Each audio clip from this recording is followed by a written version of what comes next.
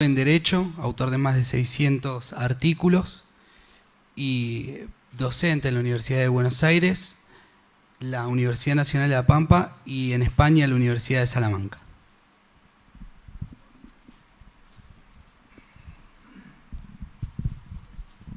Bueno, muy buenas tardes, noches a todos, todas y a todes.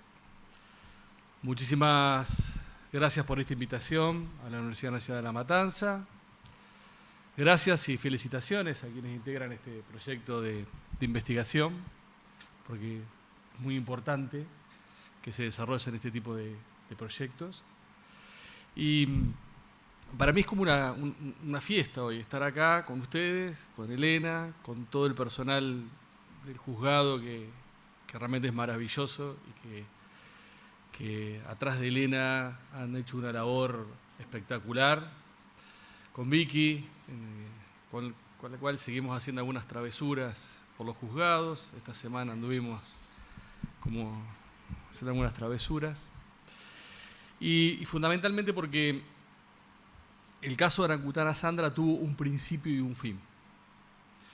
Sandra no solamente fue verbo, interdicción, revolución, deconstrucción para un determinado paradigma a nivel nacional y podemos decir a nivel mundial, sino también pudimos hacer posible que los derechos de Sandra se concretaran y se efectivizaran con la máxima extensión posible. Y a mí, como abogado litigante de raza, que soy, que mi clienta haya podido obtener la máxima satisfacción posible de sus derechos, es un gran aliciente, es una gran satisfacción y es un gran cierre de esta causa.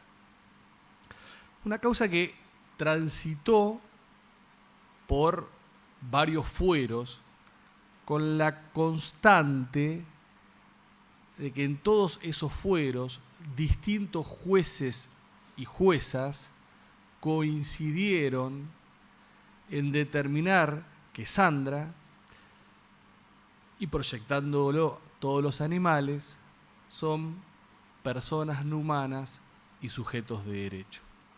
Lo hizo la Cámara de Casación Penal, la Sala 2, mi querido amigo Alejandro Slocker, Angelita Ledesma y Pedro David. Cuando a través de la locura de un habeas corpus llegamos a la Cámara de Casación Penal, y aunque la Cámara de Casación Penal dijo: yo no resuelvo el habeas corpus, sino lo que resuelvo es determinar cuál es el juez competente para averiguar si hay malos tratos o crueldad con respecto a Sandra, habida cuenta aquello que se ha denunciado, y una definición fragmentada, una disruptiva. Lo reiteró Elena Liberatori en su fallo, lo reiteró Gustavo Lettner cuando la causa Orangutana Sandra va de casación a la justicia penal contravencional y de faltas de la Ciudad Autónoma de Buenos Aires. Lo volvió a decir Jorge Franza cuando intervino la Cámara de Apelaciones en lo contravencional, penal y de faltas de la Ciudad Autónoma de Buenos Aires frente a un cierre prematuro del juez Lendner de la querella que se continuaba, en este caso, para averiguar si había crueldad o maltrato. Entonces hubo una gran coincidencia jurisprudencial en la construcción disruptiva de este concepto de persona no humana como sujeto de derechos. Y esto, que es conocido, que ha tenido un buen final, ha traído varias consecuencias. Y estas consecuencias, algunas de estas consecuencias son las que yo quiero compartir con ustedes. En primer lugar, lo que hizo el caso Orangutana Sandra, ensamblado como lo expliqué, produjo una deconstrucción argumental expresa del antropocentrismo. Lo primero que hace el caso de Orangutana Sandra es deconstruir el antropocentrismo basado en una concepción judío-cristiana, que uno la puede ver en el Génesis, de que el hombre se puede servir de todos los seres vivos para su satisfacción. Y esta interdicción del antropocentrismo, este severo cuestionamiento del antropocentrismo como el único elemento fundante del sistema de derechos, generó muchos nervios, generó muchas reacciones. Una de ellas, la del ex procurador de la Ciudad Autónoma de Buenos Aires, que le dedicó un largo artículo en el Diario de la Nación al caso Orangutana Sandra, por considerar que esta nueva categoría lo que estaba haciendo era destruir la teoría de la evolución de Darwin, porque ponía a la orangutana Sandra por encima de un embrión o una persona por nacer. Entonces, primera consecuencia, la interdicción del antropocentrismo. Segunda consecuencia, lo que hizo fue cuestionar algo que era habitual, algo que era normal, que era hacer una lectura moral de la Constitución y de los tratados sobre derechos humanos que no tuviera en cuenta en ningún momento el cuestionamiento de la crueldad o la indiferencia frente a la crueldad respecto a los animales no humanos. Entonces, una pregunta que se dispara es posible que en un Estado constitucional y convencional de derechos se pueda sostener como un valor fundante o como un principio estructural del mismo la crueldad o la indiferencia de la crueldad respecto de los animales no humanos? Si esto existe en una sociedad que basa todo su funcionamiento en una constitución y en tratados sobre derechos humanos, ¿es moralmente posible sostener que este es un principio fundante o este principio está interdictado, está prohibido? Fundamentalmente por un concepto de dignidad que no se limita solamente al concepto de dignidad, sino que se amplía un concepto de dignidad animal. Y un concepto de dignidad animal que no solamente interdicta o prohíbe que no se le haga daño al animal no humano, sino a un concepto de dignidad humana que se extiende más allá del no daño, se extiende más allá del bienestar, se extiende a situaciones en donde también se incluyan la no ridiculización, algo que va mucho más allá del bienestar. Otro aspecto que generó el caso Orangutana Sandra es que hace posible que emerjan dos conceptos. Un primer concepto que es etológico, que es el de persona no humana, que hoy se transfiere a algo más amplio, que es somos todos animales, la diferencia que unos somos humanos y otros somos no humanos.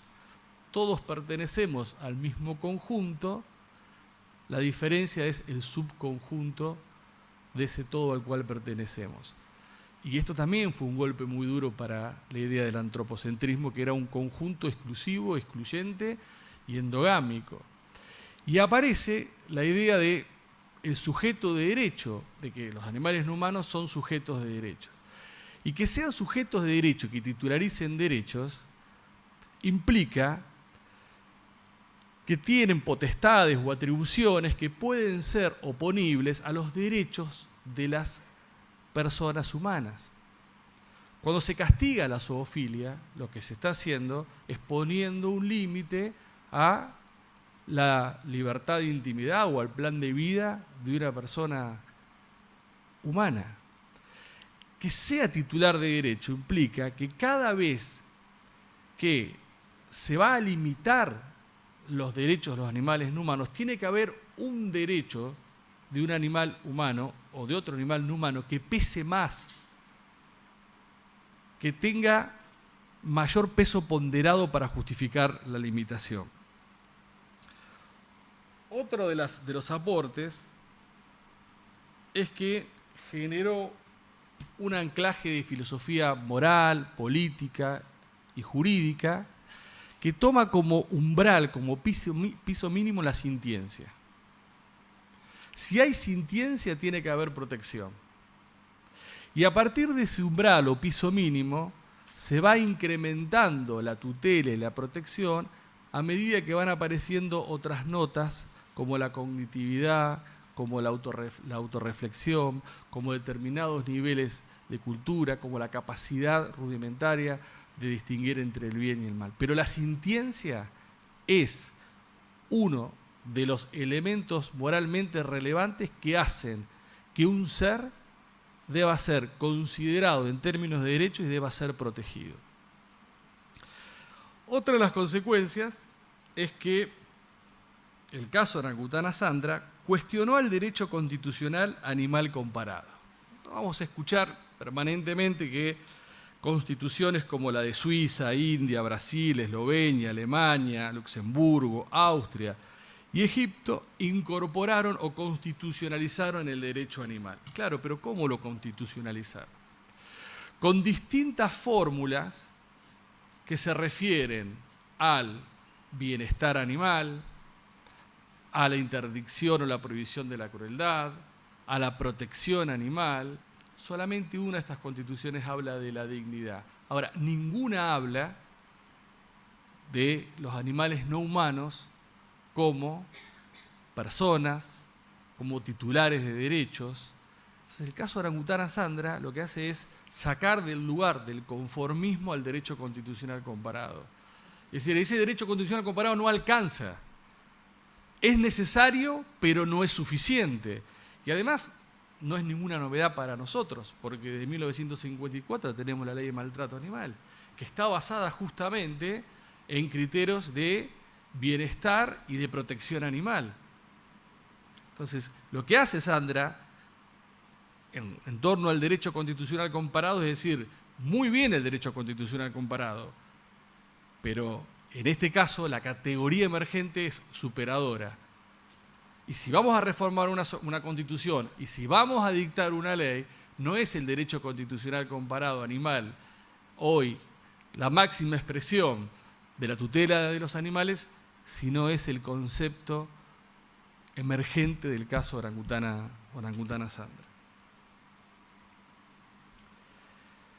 ¿Qué más hizo el caso Orangutana Sandra?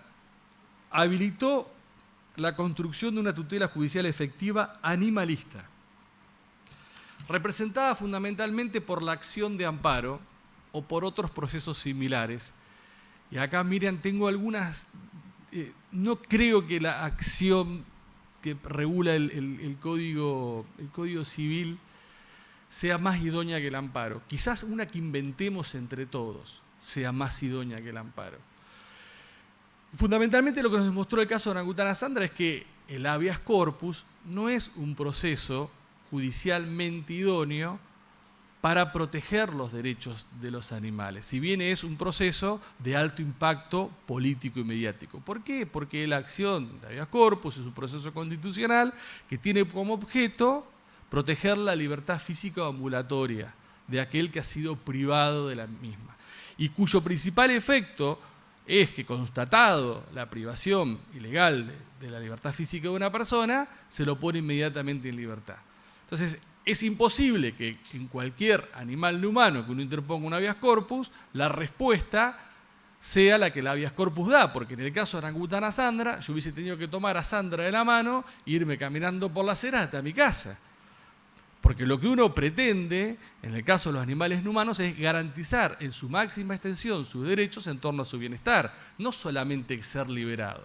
Por eso la acción de amparo es aquella que me parece que hoy ofrece las mayores posibilidades, porque es un proceso constitucional, porque puede ser interpuesto de manera preventiva, porque puede ser interpuesto frente a actos de autoridad pública y de privados, porque en algunas provincias, y la Ciudad Autónoma de Buenos Aires es una provincia más, es mucho más amplia la regulación que en el orden federal, que es muy restrictiva, y porque nos posibilita generar situaciones procesales o crear situaciones o habilitar situaciones procesales que en otros Procesos por ahí sería más complicado. Acá, ¿qué nos posibilitó? Nos posibilitó pensar cómo podía ser una medida cautelar en el derecho animal. Y una medida cautelar fue llamar a una audiencia. Y en una audiencia establecer cuáles eran las condiciones que en ese momento tenía Sandra y cuáles eran las medidas que se tenían que tomar de forma inmediata para que ese día fuera el día cero del malestar en los derechos. No hizo falta una medida cautelar, no hizo falta. Era con una audiencia, ya tuvimos un dispositivo cautelar. Posibilitó generar prueba a través de medios digitales. Convocar quizás a los mejores primatólogos del mundo a través de un medio digital. Posibilitó la mayor amplitud posible de amicus curiae. Posibilitó una discusión de ejecución de sentencia, no unívoca, sino viendo distintas alternativas. Generalmente las ejecuciones de sentencia son unívocas, para un lado o para el otro. Acá hubo todo un proceso de ejecución de sentencia donde se analizó cuál era la mejor alternativa de todas las alternativas posibles. Un proceso en donde habilitó el dictado de un mandamus, esto es, que Sandra salió de la República Argentina con un mandamiento judicial que dice que Sandra en cualquier lugar del mundo que habite es una persona no humana y un sujeto de derecho.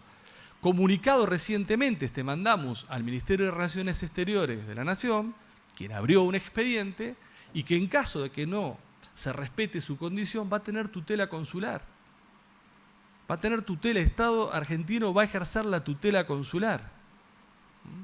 Esto lo posibilitó la acción de amparo. Yo, en el ámbito de un habeas corpus, no lo hubiese podido discutir. De hecho, el caso Chimpancé Cecilia es un habeas corpus nominal, de nomen iuris, pero sustancialmente es una acción de amparo o cualquier otra cosa, pero no es un habeas corpus. Entonces, quizás lo que tenemos que pensar es cómo regulamos una acción judicial o un proceso constitucional animalista, tomando como ejemplo las vicisitudes del caso Sandra, cómo podemos pensar un proceso con una tutela judicial efectiva animalista.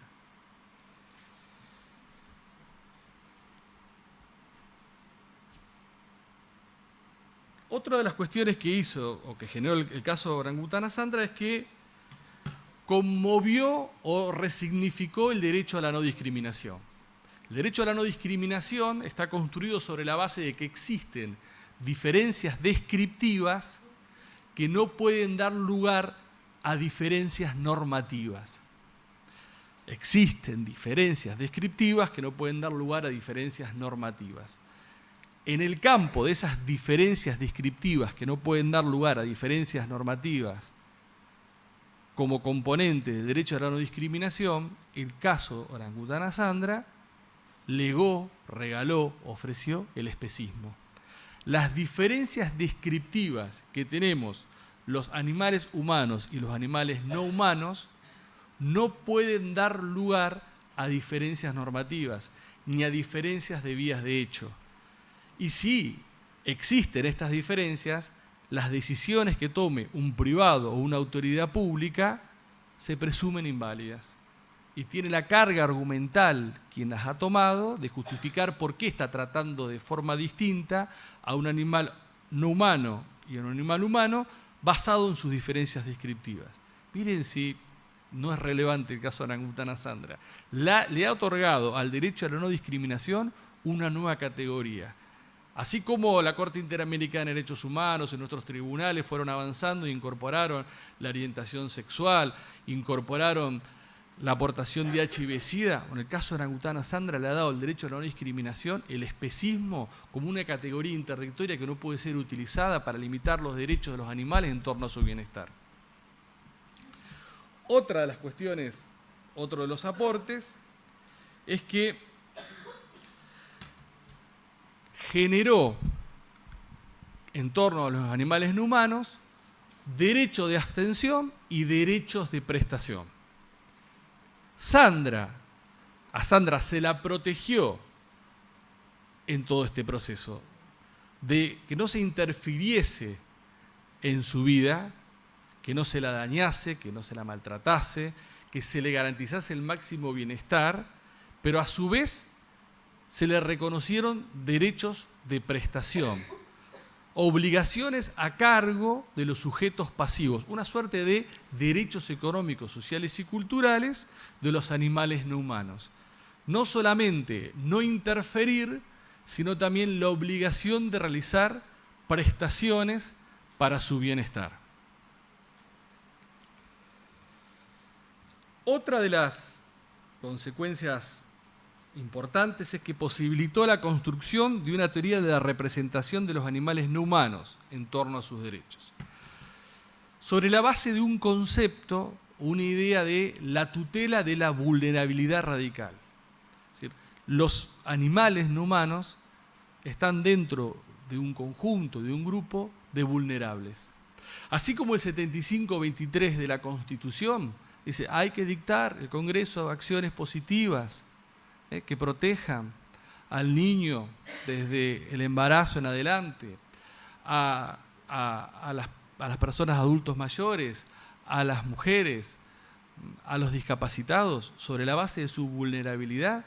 Bueno, el caso de los animales, su vulnerabilidad es radical. ¿Por qué? Porque no tienen la posibilidad de tener representantes que hablen en el mismo lenguaje en las convenciones constituyentes, ni en los parlamentos, ni en las administraciones. Entonces, esa vulnerabilidad radical obliga a generar una teoría de la representación de sus derechos. Y pensando en ciertas, no diría asimilaciones, pero proyecciones, me viene a la mente la 26.061, la Ley de Protección Integral de Niño, Niña y Adolescente, artículo 3, que dice, respecto de este grupo vulnerable, cualquier persona puede presentar una denuncia administrativa o iniciar un proceso judicial cuando los derechos de este grupo vulnerable sean afectados. Entonces, en términos de representación, me parece que respecto a los animales, una teoría de la representación idónea es aquella que dijese cualquier persona frente a la violación de los derechos de los animales no humanos está capacitada, tiene aptitud para presentar una denuncia ante autoridad administrativa o promover un proceso judicial. Una teoría de la representación que dé la mayor amplitud posible a la tutela de los derechos de los animales no humanos. ¿Qué fue lo que sucedió en mi caso? En mi caso porque la Constitución de la Ciudad Autónoma de Buenos Aires prevé una acción popular al amparo colectivo. Pero esto hacerlo sin que una legislación me favorezca de esta manera, sino pensar una teoría de la representación de derechos lo más amplia posible. ¿Qué hizo también el caso Orangutana Sandra? Cuestionó la actual normativa civil, pero también la normativa penal. Porque hay un artículo del Código Penal que se nos pasa desapercibido, que es el 183, que habla del delito de daños, que dice, será reprimido con prisión de 15 días a un año el que destruyese, inutilizar, hiciera desaparecer o de cualquier modo dañar una cosa mueble o inmueble o un animal. Nuestro Código Penal sigue, más allá de la ley 14.346, sigue considerando o asimilando a los animales a las cosas. ¿Qué ha hecho el caso de Orangutana Sandra? Es interdictar esta legislación. En el caso del Código Civil y Comercial, que lo sigue tratando a los animales como cosas, el Código Civil y Comercial está muerto. Está muerto. Está muerto desde el punto de vista normativo, está muerto desde el punto de vista filosófico, está muerto desde el punto de vista etológico, está muerto. ¿Alguien puede considerar hoy en la aplicación del Código Civil y Comercial que la orangutana Sandra es como esto? Y a su vez está muerto porque el propio Código Civil y Comercial lo mató o se automató. Porque el artículo 1, 2 y 3 del Código Civil y Comercial dice: los casos en los cuales se aplique este código deberán ser contestes con los mandatos emergentes de la Constitución y de los tratados sobre derechos humanos. Y este es el último aporte que considero significativo que ha hecho el caso de Orangutana Sandra. Nos ha obligado a realizar o a configurar una teoría normativa de los derechos de los animales no humanos, afincada en la Constitución argentina y afincada en los tratados sobre derechos humanos que tienen jerarquía constitucional. De forma tal que, cuando uno interpreta el Código Civil y Comercial, lo tiene que hacer a la luz del sistema de fuentes, de los cánones interpretativos que el mismo Código estableció. ¿Y dónde encontramos una base normativa? Lo encontramos primero en el artículo 33 de la Constitución, en los derechos implícitos.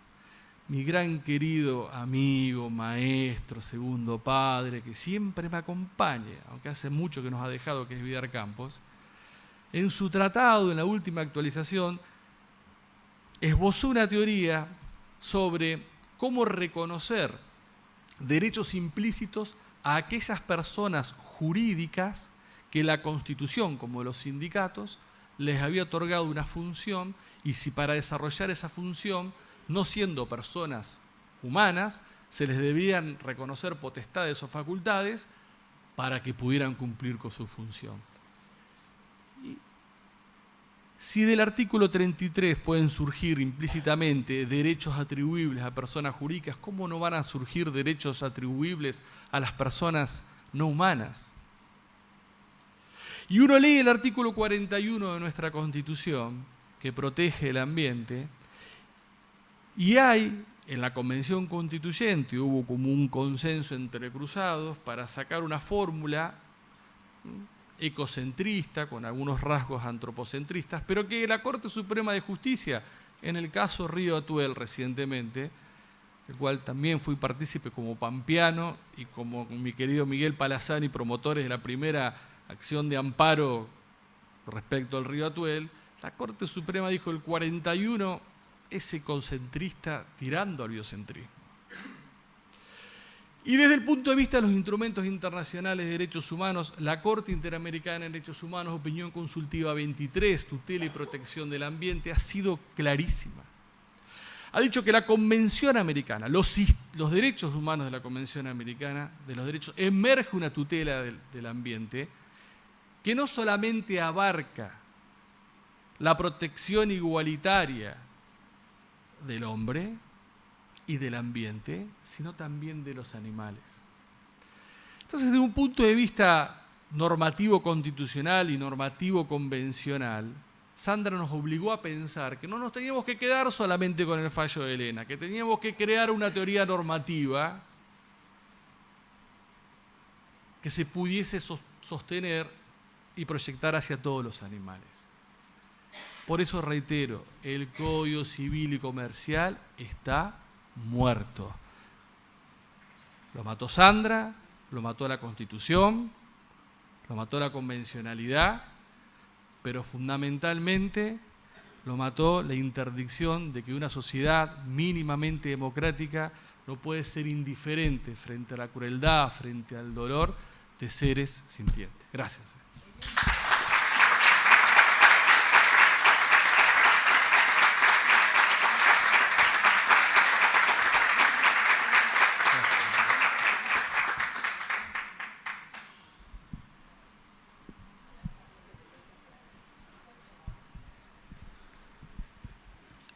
¿Alguien tiene alguna pregunta para el doctor?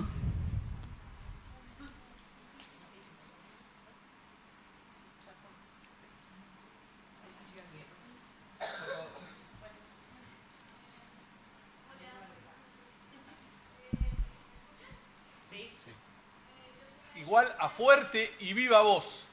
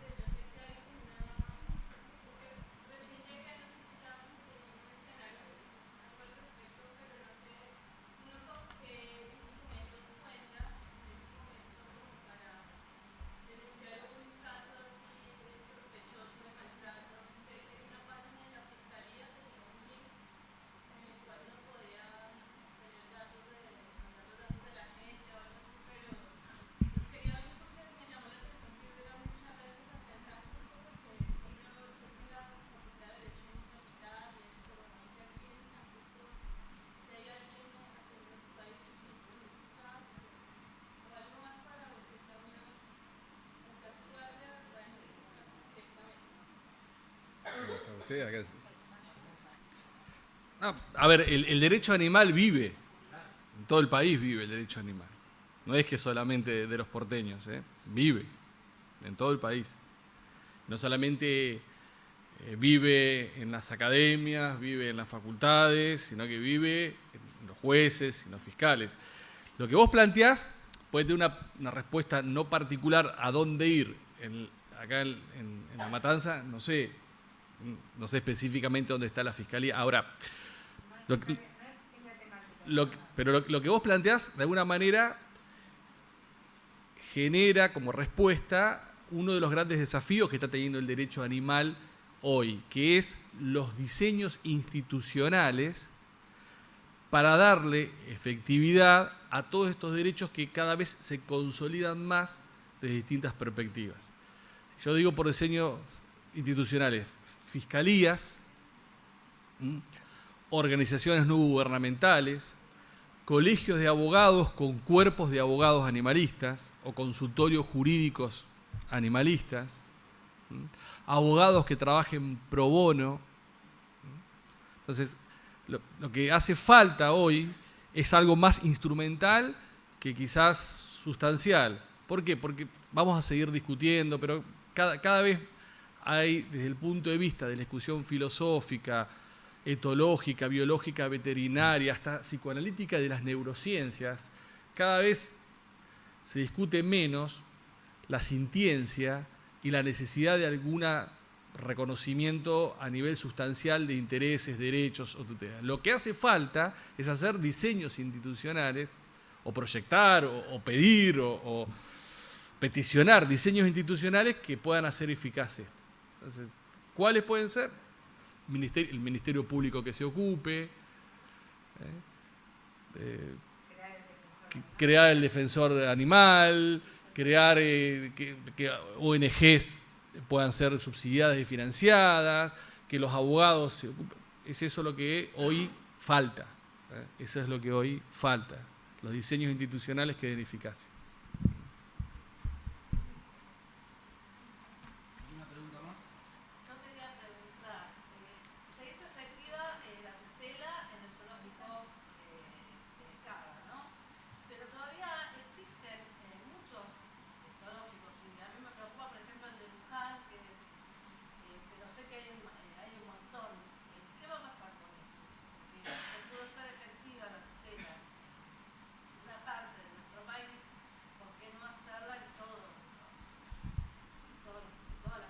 Es que nada lo impide. Nada lo impide hacerlo. Quien lo quiera hacer, y desde mi punto de vista, con una teoría de la representación amplia, cualquier persona puede interponer una acción de amparo, una acción de prevención de daños, cualquier persona, ¿por qué no hacerlo? Porque a diferencia de antes, del caso de Orangutana Sandra, ahora no estás planteando una utopía o una fantasía. Ahora tenés varios casos en Argentina, en Colombia, en Valladolid, España, varios casos que hacen que tengas una base jurisprudencial de precedentes muy fuerte. Ahora tenés una teoría normativa sobre cuál sostenerte, y decir, hay derechos que surgen de la Constitución y que surgen de los instrumentos. No es un tema de normatividad, es un tema de facticidad. Nada lo impide. Hay que tomar la decisión. Que no quiere decir que en estos lugares los animales a priori sufran maltrato, sufran crueldad, no estén en el máximo de su bienestar. Es interdictar esa situación para que te demuestren, presumiendo que no lo están, para que te demuestren que lo están. Nada lo impide. Pero nada lo impide a partir del caso de Orangutana Sandra. Nada.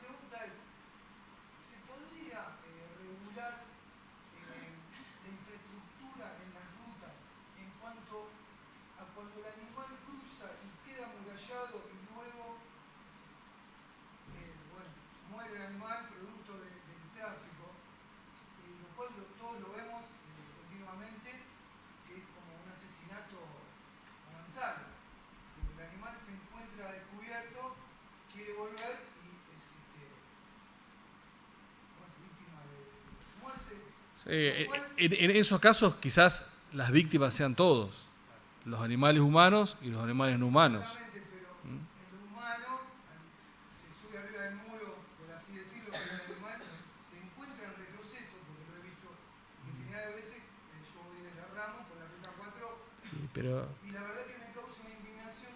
Pero ahí es prevención. Dentro de la política pública también es entender este bien jurídico. Pasa que si no se va a entender el bien jurídico en ciertos países a la hora de generar rutas, por ejemplo, es Alemania, utiliza escalafones, utiliza ciertos lugares de paso, tiene rutas migratorias.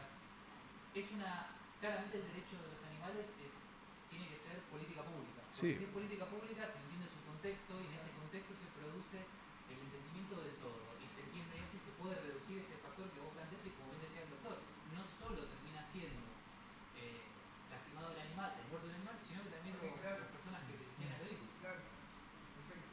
Muchas gracias. Es que en la medida en que el derecho animal se sostenga sobre base constitucional y convencional, tiene que bajar al derecho civil, al derecho de usuarios y consumidores, al derecho administrativo, como un elemento relevante a la hora de tener que decidir o de tener que proteger a los animales humanos en distintos ámbitos.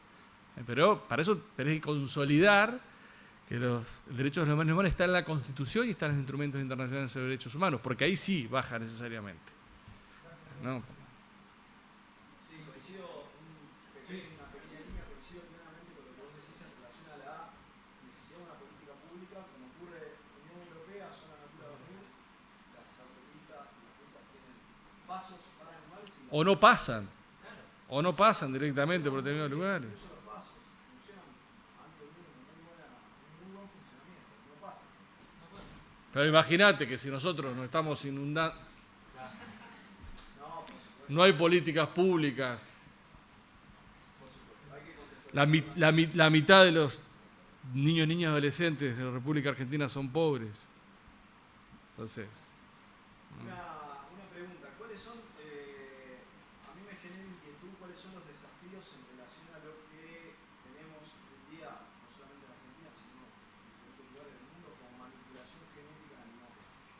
¿Cuáles son los desafíos? Porque ahí advierto que hay un doble estándar, ¿no? Hay un tratamiento para lo que en fauna se define como fauna autóctona, fauna silvestre, y hay otro tratamiento para la fauna de laboratorio. hay que ver para qué querés la manipulación genética, en primer lugar.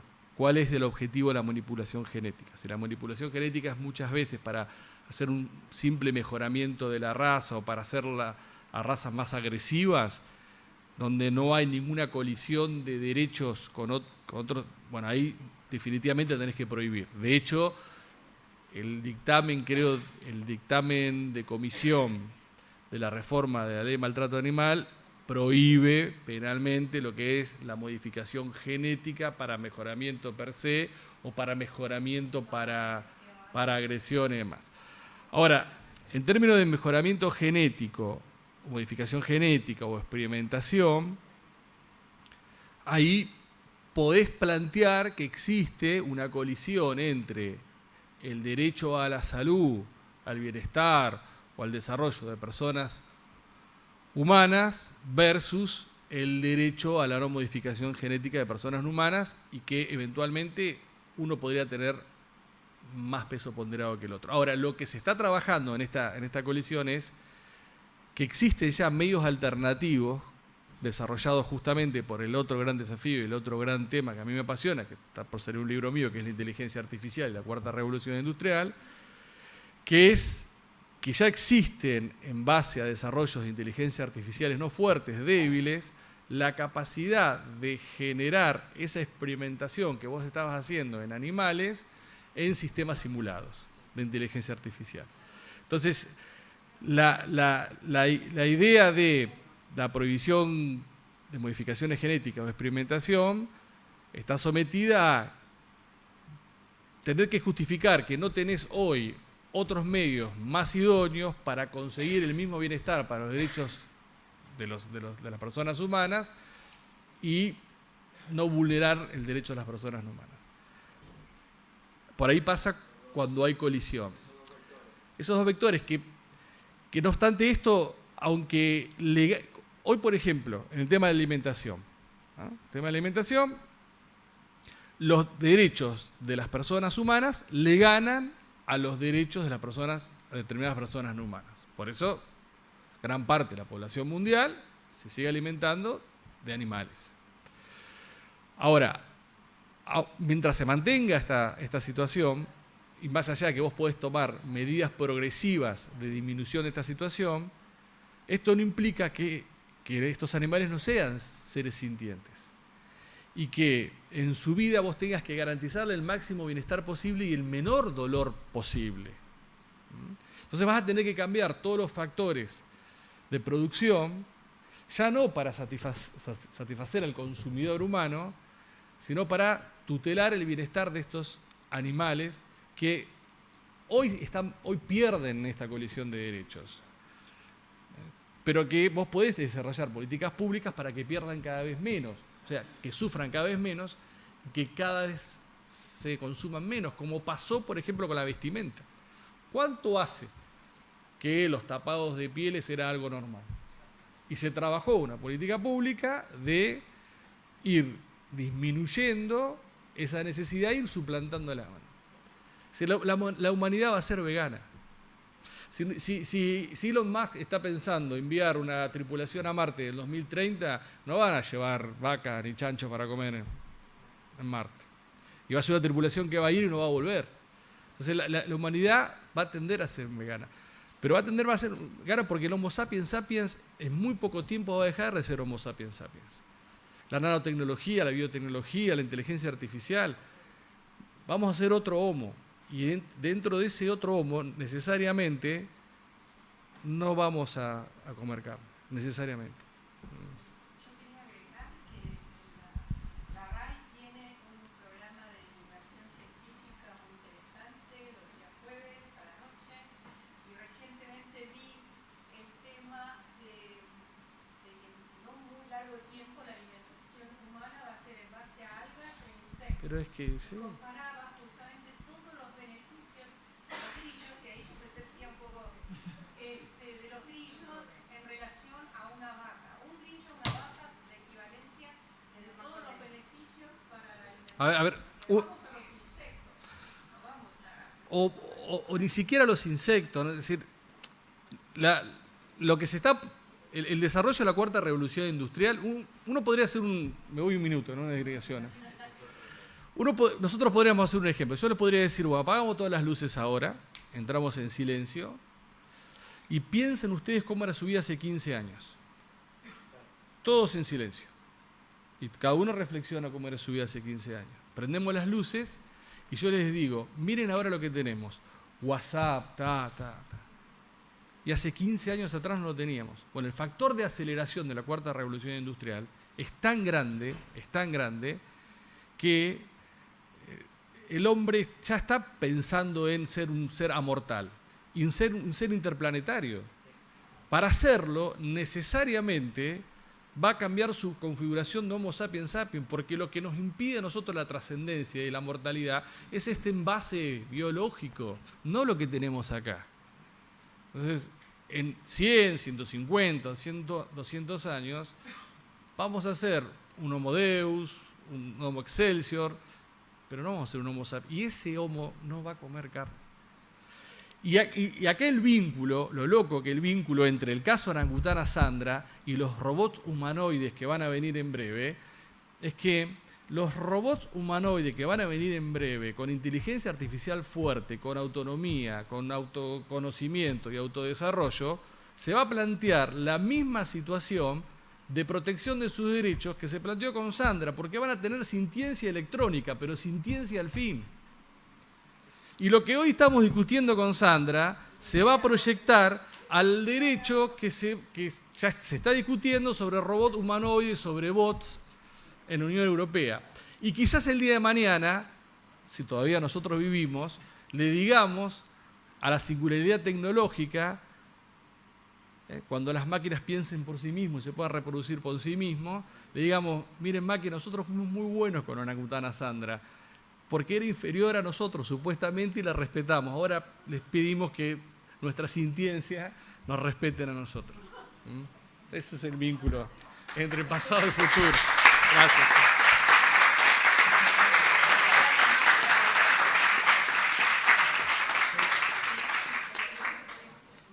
Una última pregunta, ¿alguien?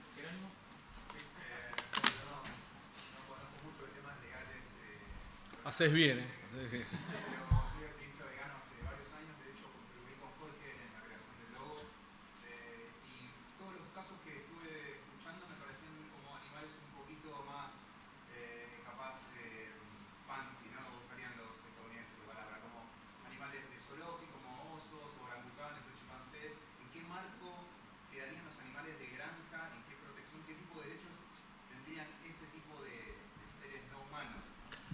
Y tienen el umbral de la sintiencia.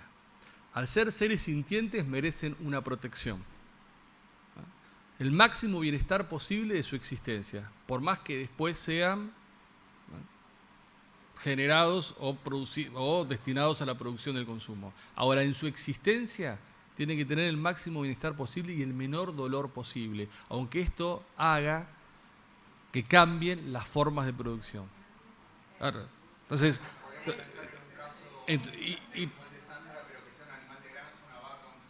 sí, claro. De hecho, hay casos Sí. de maltrato animal establecidos en chanchos, en vacas, Hablo más allá del maltrato, sino del derecho a la libertad como ser viviente.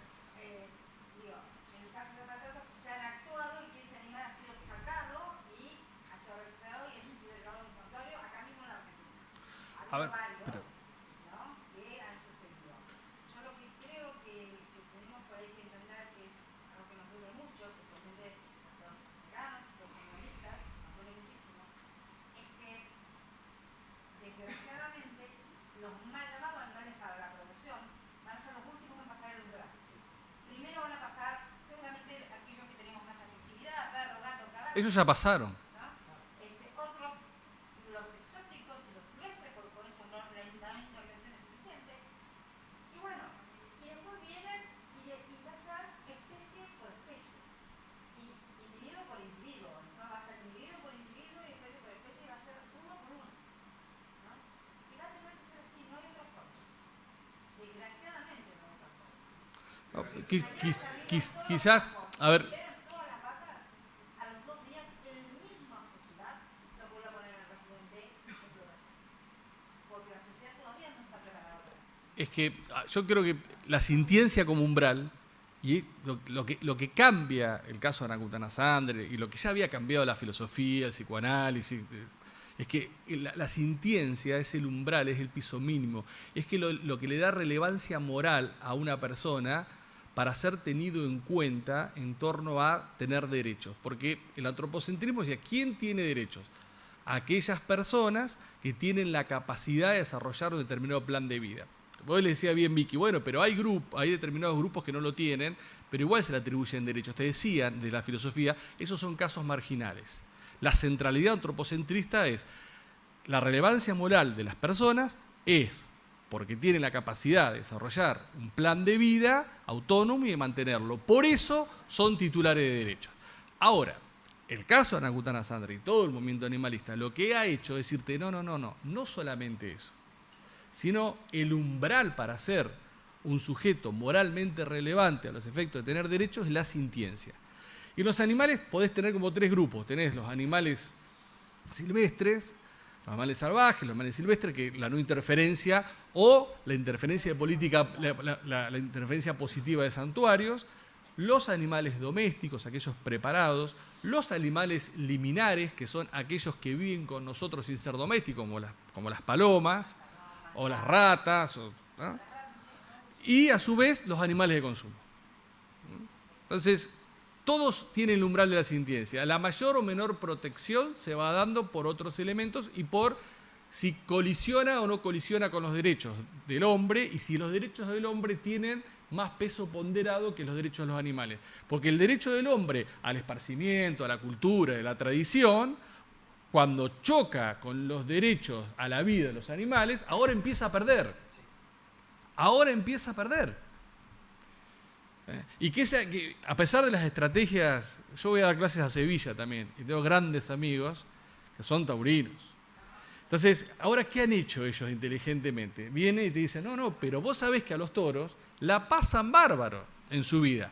Los alimentan con bellota, los tienen en un campo verde, los rascan la cabeza todo el día. Lo único complicado es cuando los matan.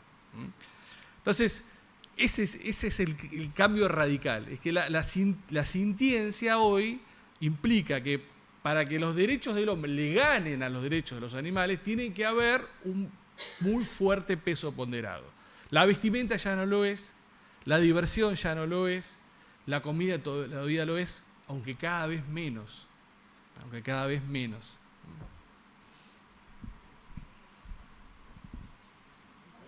Muchas gracias. No, gracias a ustedes.